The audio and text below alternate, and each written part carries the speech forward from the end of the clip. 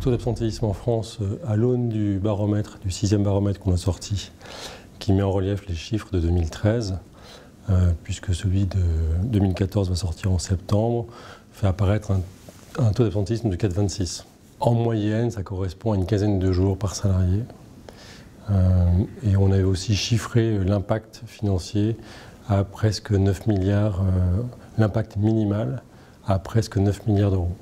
Un DRH à qui on propose de mettre des actions de prévention ou d'accompagnement sur l'absentéisme, il va avoir très vite une question, quel est mon retour sur investissement?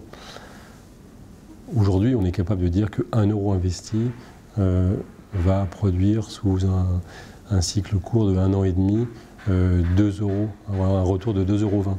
Qu'est-ce que font les entreprises? Déjà, ce qu'elles ont besoin de savoir, c'est d'objectiver le subjectif, c'est de savoir qui est absent, dans quel poste, dans quel sexe, quel âge, etc., dans quel site, etc.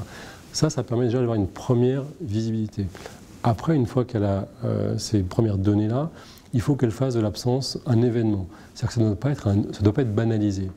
Ça ne doit pas être banalisé parce que l'absence, ce n'est pas une fatalité. Et si on veut que ce soit quelque chose pris en compte, pris à bras-le-corps, il faut qu'on puisse dire vraiment les choses en disant, voilà, l'absence qui peut être évidemment maladie ou accident, mais elle peut être aussi liée à une situation économique de l'entreprise.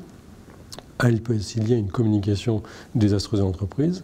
Elle peut être aussi liée à un management qui n'est pas bon sur un site ou sur un autre. Ça, on l'a déjà rencontré. Et ça, il faut qu'on puisse aborder les choses. Donc l'entreprise qui veut réduire l'absentéisme, il faut déjà qu'elle soit, je dirais, forte, dans le sens où il faut qu'elle soit capable de tout entendre si elle veut régler les choses.